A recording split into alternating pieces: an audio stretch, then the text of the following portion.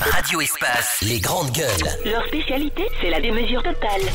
Tant qu'ils ne changeront pas, nous ne changerons pas non plus. Les grandes gueules, à suivre tous les jours sur la radio d'opinion. Radio Espace. On arrive évidemment à la fin de l'émission. Oui, Moussa Pensbet. Oui, Pensbet, je vais prendre en tâche avec le chargé de communication du ministère de la Justice pour comprendre le tuyau qui m'a été filé hier. Vous vous rappelez sûrement du meurtre de la jeune fille, je pense, Alimatou Ousso, du côté de Kipé, dans l'hôtel Hakuna Matata. Eh bien, il y a un Nigérien qui avait été arrêté après ce meurtre, qui a été emprisonné.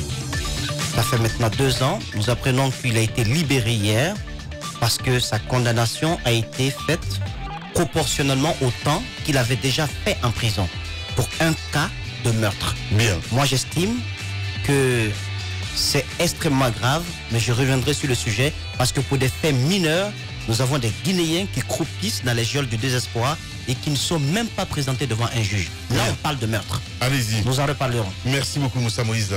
Alors, par rapport à la prorogation du délai du mandat de l'Assemblée nationale, donc des députés, c'est peut-être important que l'opposition nous sorte de l'ombre, que l'on puisse savoir précisément quelle est leur position par rapport à cela. Cela dit, c'est important que chacune des décisions soit suffisamment éclairée, à la fois pour ne pas permettre n'importe quoi dans la République et éviter surtout de prêter le flanc à un éventuel 3e mandat. Merci beaucoup. On se souvient bien, en octobre dernier, Pense-Bête, si vous voulez, il y a eu un tir sur le véhicule de Cellou Dalein Diallo. Le résultat de la balistique n'est toujours pas connu. La question qu'on se pose et qu'on va continuer à se poser, et l'enquête continue, c'est finalement il faudrait qu'on nous dise la réalité de ce qui s'est passé ce jour-là, parce qu'on a vu quand même que ça avait occupé le tabloïd national et international.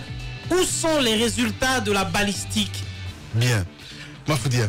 Alors rapidement, un mot, c'est à l'endroit de ces jeunes qui manifestent du côté de l'ambassade de Russie qu'on arrête de se tromper un peu, qu'on demande des comptes à nos dirigeants, pas à ces personnes, parce que ces bonnes guerres, ils œuvrent. On a vu des pays où on se fait de l'argent que lorsqu'il y a déstabilisation, bien qu'on arrête, si on a des comptes à demander, c'est à nos dirigeants qu'on lâche cet ambassadeur. L'idée d'un 3e mandat, on sait où ça se passe, qu'on aille là-bas et qu'on arrête de fatiguer les gens, par exemple, qui vont passer de ce côté. Ben, ça se dégrade pour ce qui est des télécommunications dans notre pays. C'est quand même dommage. Il faut que on trouve des réponses auprès de l'ARPT. On a l'impression que, voilà, depuis que monsieur le financier s'est installé du côté de l'ARPT, donc tout semble s'écrouler. Depuis que les techniciens, l'un est parti au ministère, l'autre qu'on a jeté dans le désert. Et malgré toutes les bonnes annonces qui ont été servies, rien ne se fait de ce côté. La Guinée Télécom continue donc de rester donc dans la tombe. C'est une entreprise, c'est une société d'État qu'on n'arrive pas du tout à réveiller. J'ai l'impression qu'on a sacrifié M. Moïse Koulibaly. Allez, Titi, allez, encore ces débats de personnes. Merci à vous tous à l'international. À 13h, vous avez Karima Zakaria, Abaka Diallo à midi. Et dans un instant, c'est Arnaud Béchier qui vous retrouvez pour Zik. Laisse passer la matinée. Prenez soin de vous. À demain.